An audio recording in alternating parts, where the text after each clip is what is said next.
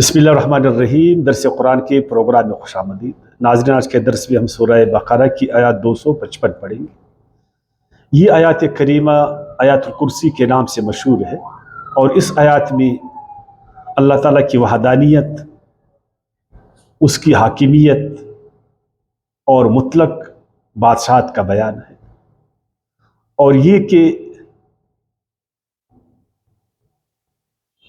कोई शख्स, कोई मखलूक अल्लाह की ज़ात में, सिफ़ात में, इख्तियारात में और हकूक़ में शरीक नहीं। बिस्मिल्लाहिर्रहमानिर्रहीम। अल्लाहु ला इलाहा इल्लाहु। लोगो, अल्लाह ही इलाह है, उसके सिवा कोई इलाह नहीं। अल्लाह के सिवा कोई इलाह नहीं। और ये इलाह का मानी क्या है, इसका मतलब क्या है? उमूमी तौर पर हम इलाह का मानी माबूद से करते हैं। ला माबूद इल्लल्लाह, नहीं कोई माबूद अल्लाह के सिवा। और तसव्वुफ की दुनिया में फिर एक अजीब व गरीब तशरीह होती है। आइए इलाह के बारे में हम जाने, और यही इस्लाम का कलमा है, ला इलाहा इल्लल्लाह। अल्लाह के सिवा कोई इलाह नहीं।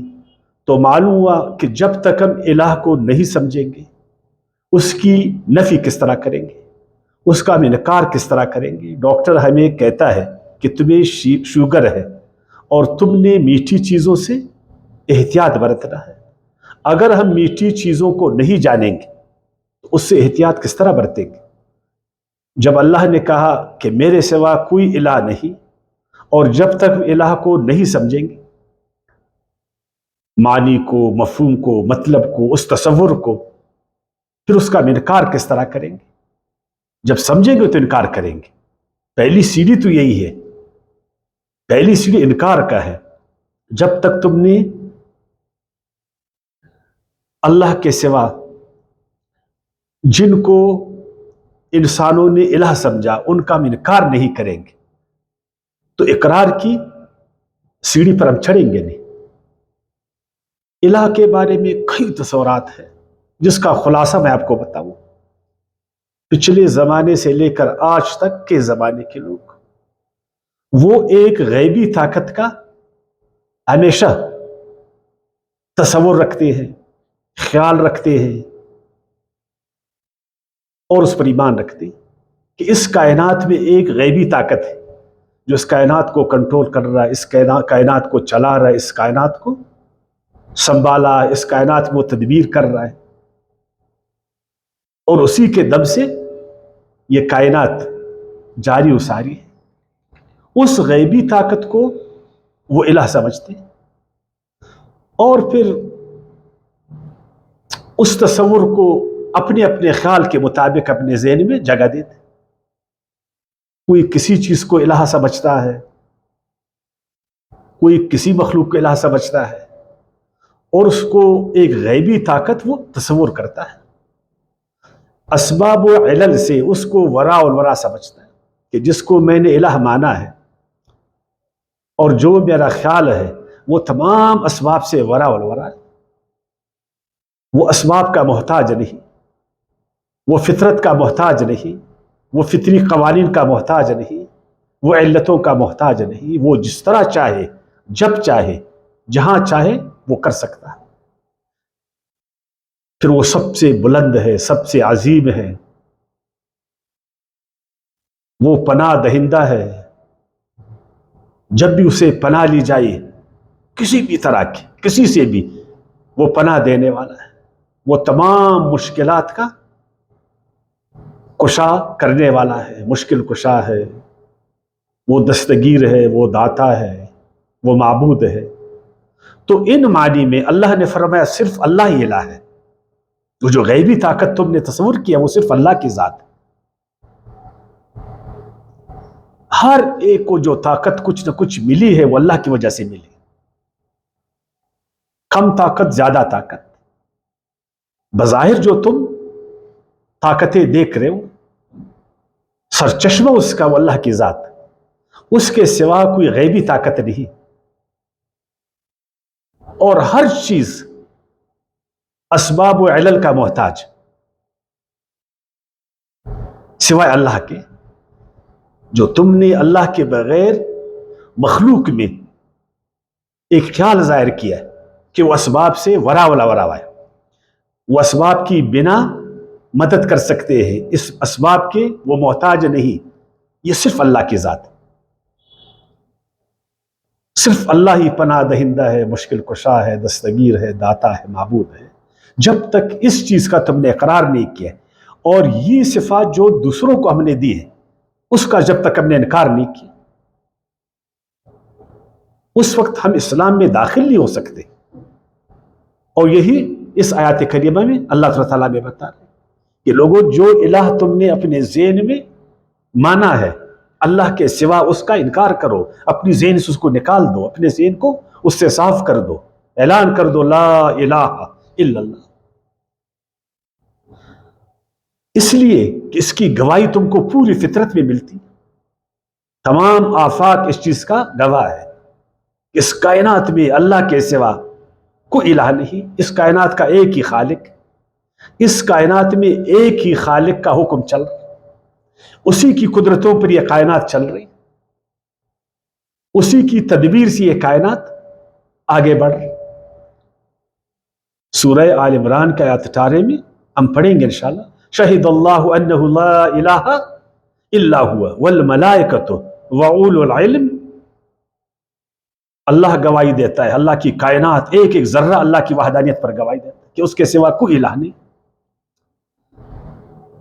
اللہ کے کارندے جو کائنات میں اللہ کے احکامات کو تدبیر دیتے، فرشتے، وہ اس کی گواہی دیتے، پوری کائنات میں جو تدبیر ہو رہی ہے، جو قوانین کار فرما ہے، یہ سارے قوانین، یہ ساری تدبیریں اس بات کی گواہی دے رہی کہ اس کائنات میں صرف اللہ ہی الہ ہے۔ اور اہل علم جو علم والے ہیں، چاہے وہ دین کے عالم ہے، چاہے دنیاوی امور کے عالم ہے، جو کائنات میں جانکاری رکھتے ہیں، وہ سب اس بات کے گواہ ہے کہ کائنات میں اللہ کے سوا جو اس کائنات کا خالق ہے اور کوئی الہ نہیں۔ ایک چھوٹا سا واقعہ آپ کو بتاتا ہوں۔ ہمارے ہاں ایک بڑا عالم دین ہوا کرتے تھے،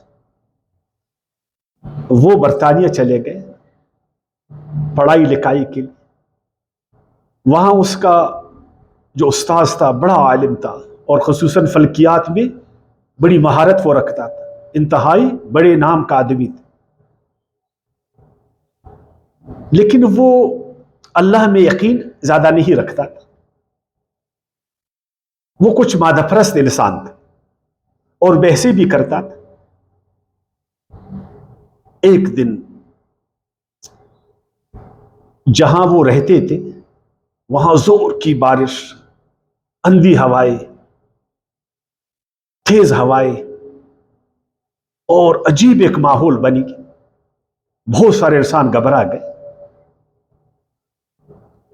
بلکہ ہر ایک گھبرایا۔ تو وہ عالم جو مشرق کا عالم تھا وہ بتا رہے ہیں، اس نے کہا کہ میں بھی کدھر اس گھبراہٹ میں جا رہا تھا تو استاذ محترم کو میں نے دیکھا، عجیب ہے کہ چھتری اس کے ہاتھ میں ہے، بغل میں ہے، اور اس نے اس کو کھولا نہیں ہے، اور چرچ کی طرف وہ بھاگ رہے، چرچ کی طرف جا رہے۔ تو میں نے کہا استاذ محترم، دو غلطیاں تم سے ہوئی، ایک یہ کہ چھتری تم نے اس گھبراہٹ میں کھولا نہیں اور ہاتھ میں اس کو رکھ، اور تیرا جیسا آدمی وہ چرچ کی طرف بھاگ رہے۔ تو اس نے کہا کہ اس کے بعد پھر میں آپ سے اس بارے میں بات کروں۔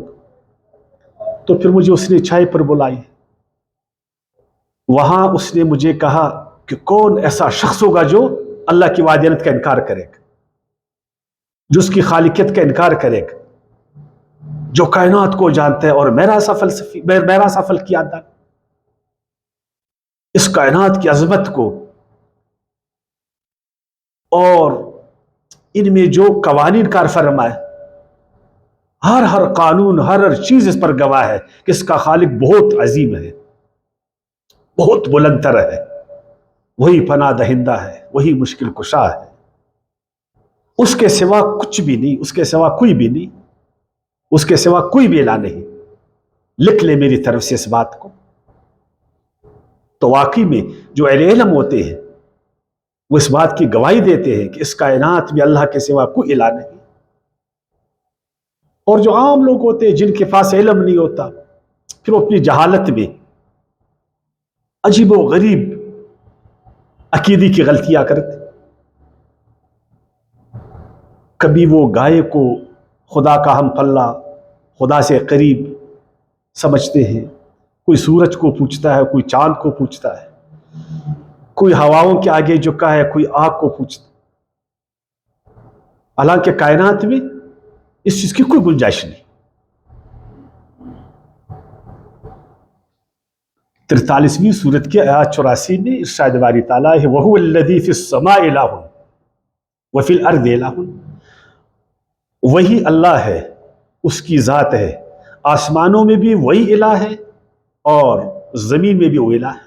جس طرح پوری کائنات کی کارفرمائی وہی کر رہا ہے، اس کی حاکمیت اور تدبیر میں کائنات چل رہا ہے، اسی طرح زمین میں بھی وہی الہ ہے۔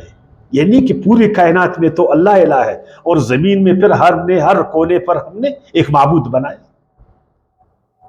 ایک پتھر اٹھایا، تراشا، خراشا، رکھا اور اس کی پوجا ہم نے کی، اور خیال کیا کہ یہ الہ ہے۔ اپنے جیسے انسانوں کو اپنے کندھوں پر اٹھا کر ہم نے دفنایا اور توقع یہ کی کہ یہ الہ ہے۔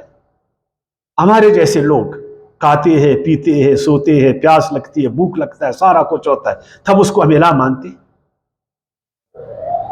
جس طرح پوری کائنات میں اللہ کی کار فرمائی ہے، اسی طرح زمین میں بھی اللہ کی کار فرمائی ہے، زمین پر بھی صرف اللہ ہی الہ ہے۔ سورہ انبیاء کی آیات 22 میں ارشاد باری تعالیٰ ہے وَلَوْ كَانَ فِيهِمَا آلِهَةٌ إِلَّا اللَّهُ لَفَسَدَتَا، اگر کائنات میں باقی اور الہ ہوتے، کائنات میں بہت سارے الہ ہوتے، تو آپ دیکھتے کہ پھر آسمانوں میں اور زمین میں فساد برپا ہوتا۔ لَوْ كَانَ فِيهِمَا آلِهَةٌ إِلَّا اللَّهُ لَفَسَدَتَا، یہ جو کائنات میں ہم یگانکت، ہم آہنگی دیکھتے ہیں، ایک ہی قانون، ایک ہی طرح کے قانون، ایک ہی طرح کی کار فرمائی، ایک ہی طرح کا حکم، ایک ہی طرح کی تدبیر، یہ سب اس پر گواہ ہے کہ پوری کائنات کا ایک ہی خالق اور مالک اور الہ۔ اگر ہوتے اور تو تم کو پھر فزاز نظر آتا، کوئی الہ ایک حکم کرتا تو دوسرا الہ کوئی دوسرا حکم کرتا، ایک اپنی مرضی چلاتا اور دوسری اپنی مرضی چلاتا۔ تو معلوم ہوا کہ کائنات میں ایک ہی الہ ہے، باقی سب مخلوق۔ لیکن اس کے باوجود ہم نے دیکھا اللہ بھی فرماتے 45ویں سورت کی آیات 23 میں افرائیت من اتخذ الہ ہوا، پھر کیا تم نے نہیں دیکھا کہ بہت سارے انسان بھی وہ دعویٰ کرنے بیٹھے، انہوں نے اپنے نفس کو الہ مانا، اس زمین میں اپنی خدائی کا انہوں نے اعلان کیا، حالانکہ وہ جانتے ہیں کہ زمین میں ہم ایک ذرے کے برابر ہیں، ہماری اتنی حیثیت نہیں ہے۔ وہ جانتے ہیں ماں سے ہم کس طرح پیدا ہوئے، ہم نے کس طرح جنم لیا، اور ہماری ارتقاء کس طرح ہوئی، اور ہم موت کے منہ میں کس طرح جا رہے ہیں، ہم محتاج ہیں۔ لیکن وہ زمین میں اپنے نفس کو خدا خیال کرتے ہیں، وہ اپنے آپ کو آقا خیال کرتے ہیں، باقی مخلوق کو وہ اپنا بندہ تصور کرتے، فرعون کی طرح۔ وہ چاہتے کہ لوگ ہماری بندگی کریں۔ ایسے بھی لوگ ہیں بے وقوف لوگ، نفسیاتی مریض، یقین جانیے نفسیاتی مریض، جو اپنے نفس کو، اپنی ذات کو خدا مانتے اور توقع کرتے کہ لوگ ہمیں خدا مانے۔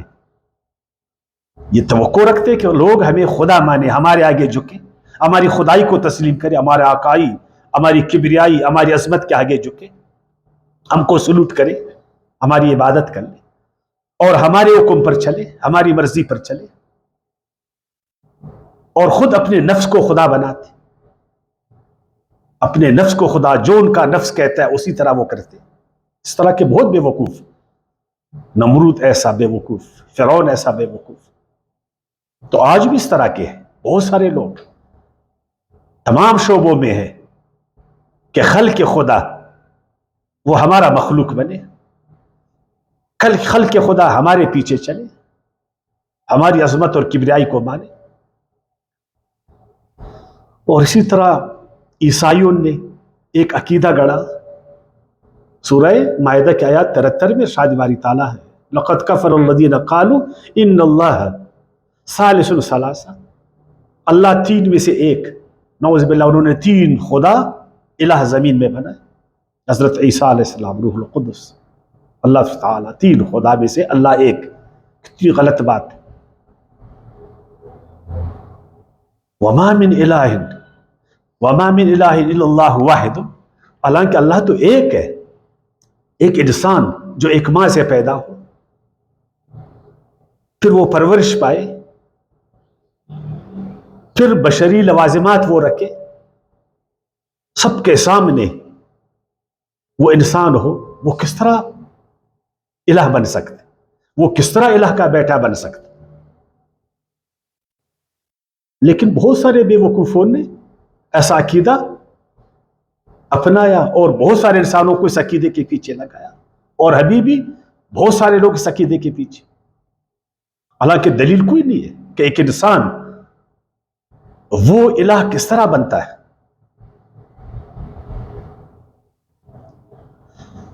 اسی لیے ارشاد باری تعالیٰ ہے سورہ بنی اسرائیل کے آیت 22 میں لا تجعل مع اللہ الہا، لا تجعل مع اللہ الہا، مت بنا اللہ کے سوا دوسروں کو الہ، اے انسان مت بنا، اللہ کی وحدانیت میں دوسروں کو مت شریک کر، اس کی ذات میں کسی کو شریک مت کر، اس کی مخلوق کو، اس کی صفات میں جو اس کے لیے مخصوص ہے کسی کو شریک مت کر، نہ اس کے اختیارات میں اور نہ اس کے حقوق میں، اس جیسا کوئی نہیں، اس کے سوا ہر چیز مخلوق، اللہ نے ہی ان کو خلق،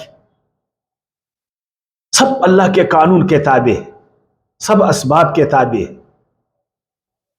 سب کو اللہ نے پیدا کیا، سب فنا ہوں گے۔ مت کرے انسان اس طرح کا عقیدہ مت رکھ، لا الہ الا اللہ کا نعرہ بلند کر۔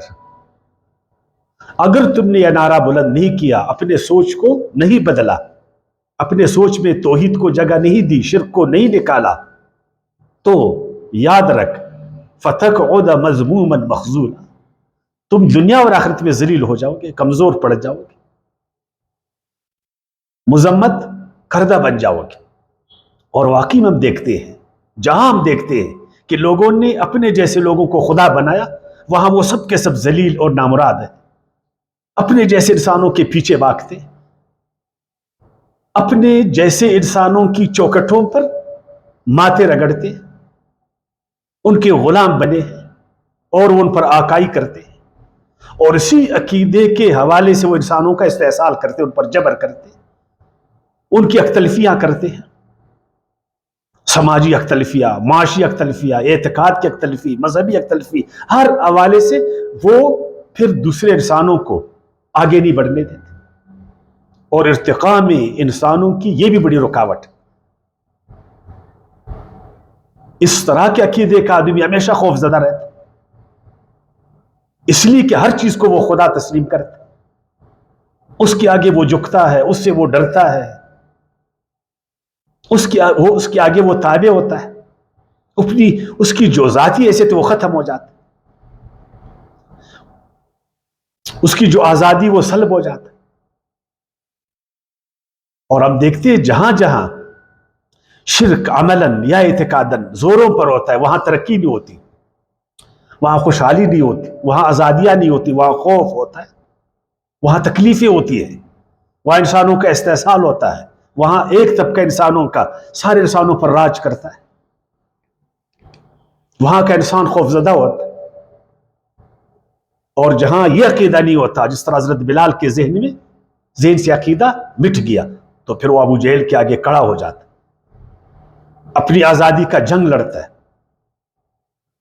جب یہ عقیدہ اس کا نہیں ہوتا تو وہ اپنے جیسے انسانوں کا غلام ہوتا ہے، اور جب اس کو توحید کا عقیدہ ملتا ہے، لا الہ الا اللہ کا عقیدہ ملتا ہے، وہ آزاد ہو جاتا ہے، پھر اس پر کوئی روب نہیں ڈال سکتا، اس کو کوئی دبا نہیں سکتا، اس کو آگے اپنا کوئی جھکا نہیں سکتا، اس کو کوئی اپنا غلام بنا نہیں سکتا، پھر وہ سید قرار پاتا۔ پھر انسانوں کے صف میں برابر وہ کھڑا ہو جاتا، اگرچہ وہ کالا ہے، اگرچہ وہ معاشی حوالے سے کمزور ہے، لیکن اس عقیدے نے اس کو ایک پاور دی، ایک طاقت دی اس کو.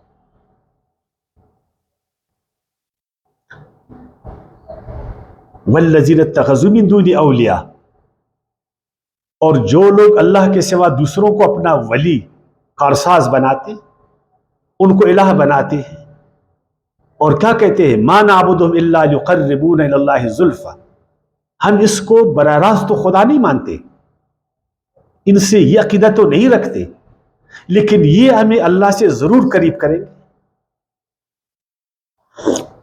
یہ نعوذ باللہ اللہ کے وزیر اور مشیر ہے، اللہ کے خاص دوست. ان کی دامن کو پکڑیں گے تو اللہ سے ملیں گے، ان کی غلامی میں جو ہے نا ہمیں آزادی ملے گی، ان کی بندگی کریں گے تو اللہ ہم سے آزاد ہو راضی ہوگا. اللہ نے فرمایا یہ عقیدہ بھی غلط، براہ راست ہر انسان میرا بندہ ہے، بیچ میں کوئی رکاوٹ آڑ نہیں ہے. ذالکم اللہ ربکم لا الہ الا هو خالق کل شیء فاعبدوہ وهو کل شیء وکیل. یہ اللہ ہی تمہارا رب ہے، اس کے سوا کوئی الہ نہیں، تمام چیزوں کا خالق، اسی کی بندگی کرو، اور وہی ہر چیز پر نگران اور نگہبان ہے. ہاں صرف اتنا ہے لا تدرک الابصار، کہ اس کو تم دیکھ نہیں سکتے، تم محدود ہو، تمہاری حیثیت مادی ہے، تم حواس کے ذریعے سے چیزوں کو جانتے سمجھتے پرکھتے ہو، وہ تمہارے حواس سے ورا الورا ہے، وہ تمہارے حدود میں نہیں ہے. جو تمہارا حصی حدود، اس حصی حدود میں نہیں ہے. اگر ہے بھی اس طرح کہ تم اس کو محسوس نہیں کرتے، وَهُوَ يُدْرِكُ الْأَبْصَارَ، اگرچہ وہ ہے بھی لیکن تم اس کو محسوس نہیں کرتے،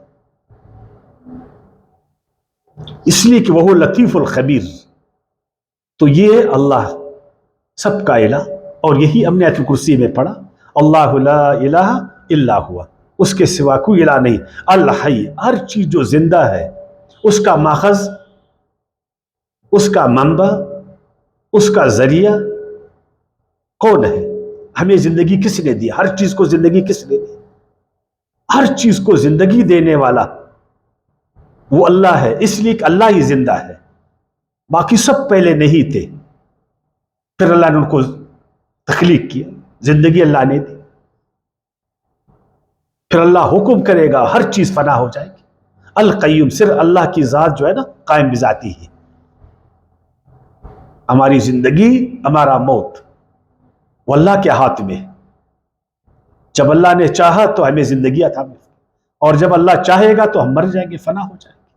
پھر ہم کس طرح معبود ہیں، ہم کس طرح خالق؟ ایک فانی مخلوق وہ خالق کیسا بن سکتا ہے؟ ایک فانی مخلوق وہ عظیم کیسا بن سکتا ہے؟ وہ عظیم تر بلند تر کیسا بن سکتا ہے؟ وہ اسباب سے ورا الورا کیسا ہو سکتا ہے؟ لا تاخذو سنۃ ولا نوم. یہ جو تم کہتے ہو کہ نعوذ باللہ اللہ نے اپنے لیے مشیر، وزیر، دوست بنائے، کیا اللہ محتاج ہے ان کا؟ اللہ کو تو نیند نہیں آتا، نہ اس کو اونگ آتی. یہ غلط کہتے ہیں کہ اللہ نے کائنات کو پیدا کی 6 دنوں میں اور 7واں دن وہ تھک ہارا، نعوذ باللہ آرام کرے گی. یہ غلط عقیدہ ہے. کوئی تھکاوٹ اللہ کو نہیں. اللہ نہ مجبور ہے، نہ وہ محتاج ہے، نہ اسے اونگ آتی ہے اور نہ نیند. لہو ما فی السماوات وما فی الارض، اور کائنات میں کوئی اس کا ساجی اور شریک نہیں. پوری کائنات کا مالک یکتا اللہ ہے، بلا شرکت غیرے، کوئی اس کا شریک نہیں کہ بولے کہ اس کائنات میں یہ چیز میری. یہ سب اللہ کی عطا ہے، اس کی نعمت ہے جسے ہم کام لیں. کسی کو اللہ نے کیا دیا، کسی کو اللہ نے کیا دیا، یہ سب اللہ کی عطا ہے. ہم بہت بعد میں ہیں، کائنات بہت پہلے ہے.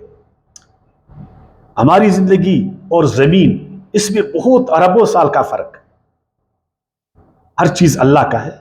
یہ جو دعوے دار ہے یہ غلط ہے.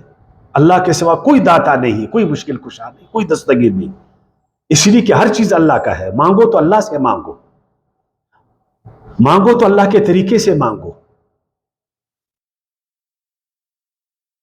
من ذا الذی یشفع عندہ الا باذنہ، کون ہے جو اپنے آپ کو اللہ کا شریک ٹھہراتا ہے کہ اگر تجھے اللہ نے پکڑا تو میں تم کو اللہ سے بچاؤں گا، میں تمہارے ساتھ کڑا ہو جاؤں گا، میں تمہارا سفارش بن جاؤں گا.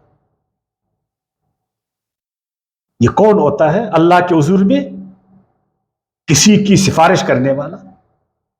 سفارش تو شفاعت سب اللہ کے ہاتھ میں ہے. للہ جمیعا.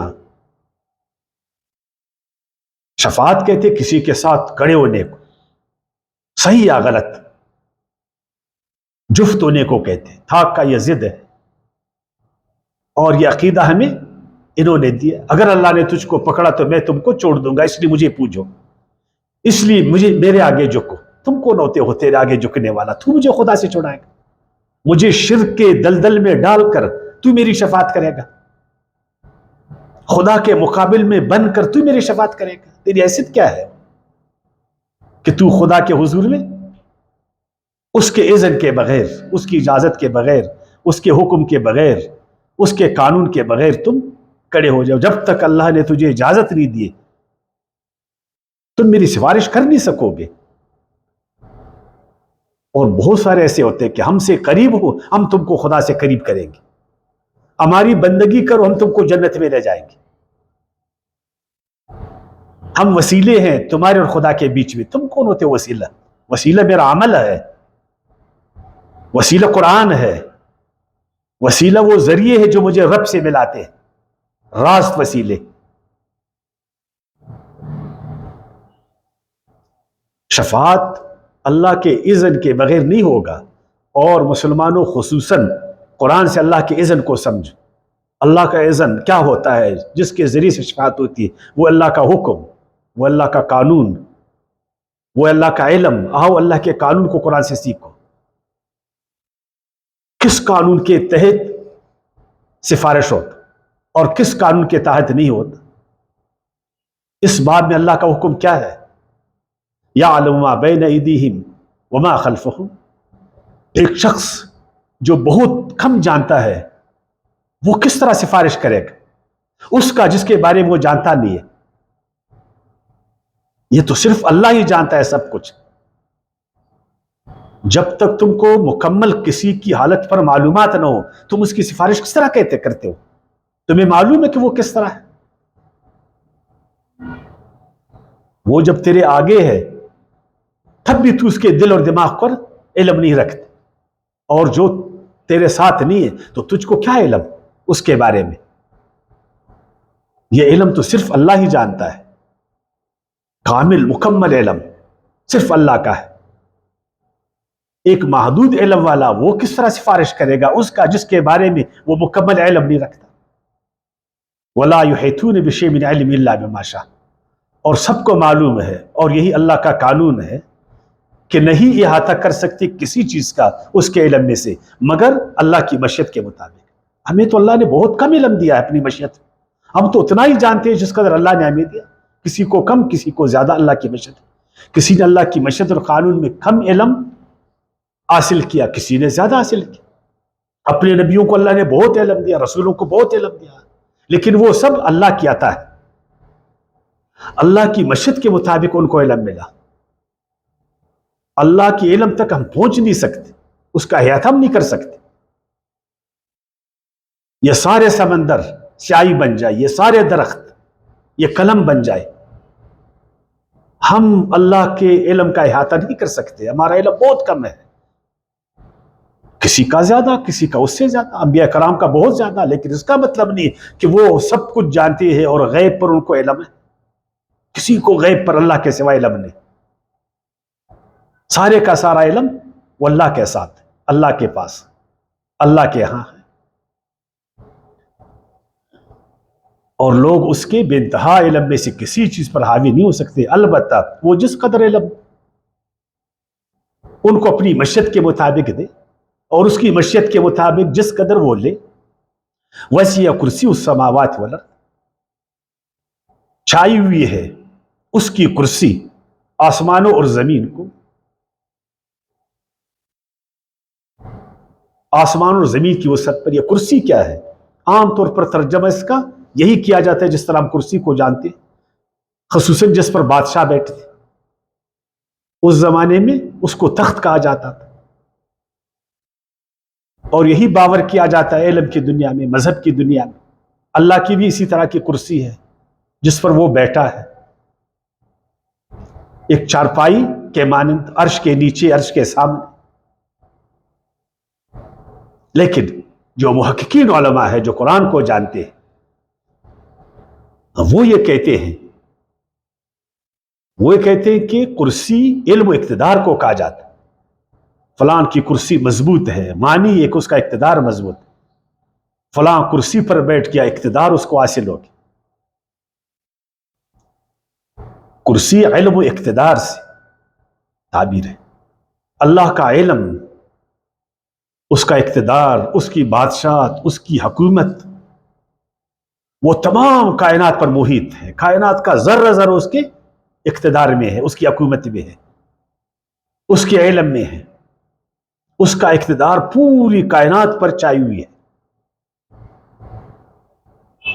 اس کی کرسی پوری کائنات پر چھائی ہوئی ہے. اس کے علم نے پوری کائنات کو احاطہ کیے ہوا. یہ ہے معنی اس کا. نہ کہ وہ جو عالم کہتے کہ وہ ایک کرسی پر بیٹھے اور کرسی کی چک چک کی آواز آتی ہے. اللہ تو لیس کمثلہ شیء، اس کی مثال مانند کوئی بھی نہیں.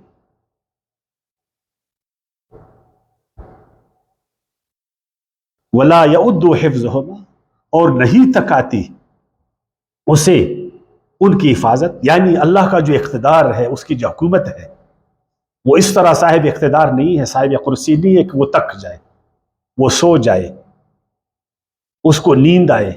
نہیں، اللہ اس طرح نہیں ہے کہ وہ سویا اور اپنی کائنات سے بے خبر. اللہ اس طرح نہیں ہے. اللہ لازوال ہے، اور وہ ہر وقت، ہر لمحہ اس کا علم، اس کا اقتدار کائنات پر چھایا ہے. وہو العلی، اللہ وہ ہے جو اونچی شان والا ہے، سب سے عالی شان ہے، سب سے اعلیٰ ہے، سب سے بلند تر ہے، سب سے عظیم ہے. سب اس کے نیچے ہے، سب اس کے نیچے ہے، وہ سب سے اوپر ہے. اس کا حکم، اس کا اقتدار، اس کی بادشاہت، اس کا قانون. اور العظیم، وہی عظیم ہے. آؤ لوگوں اسی کی عظمت کے آگے جھکو. وہ عظیم ہے. ہر ایک تم نے عظیم بنا کر اپنے آپ کو تم نے چھوٹا بنایا. اگر تم چھوٹے ہو تو صرف اللہ کے حضور میں چھوٹے ہو. اپنے آپ کو چھوٹا جانو تو اللہ کے حضور میں چھوٹا جانو. اپنے کو کم تر سمجھو تو اللہ کے حضور میں کم تر سمجھو. باقی تم برابر انسانوں میں. اپنے انسانوں سے اپنے آپ کو نیچے مت کر لو، پھر چالاک انسان پھر تم پر حاوی ہو جائیں گے، تمہارے کندھوں پر، سروں پر سوار ہوئیں گے، تم پر خدائی کریں گے، تم کو اپنے حضور میں جھکائیں گے، اور پھر تمہارا سماجی اور معاشی استحصال کریں گے، تم کو بھوکوں مروائیں گے. پھر اعلان کرو کہ علی صرف اللہ ہے. العلی، العلی صرف اللہ ہے، سب سے اونچے شان والا. اونچی شان اللہ کا ہے. العظیم، وہی عظمت والا ہے. وما علینا الا البلاغ.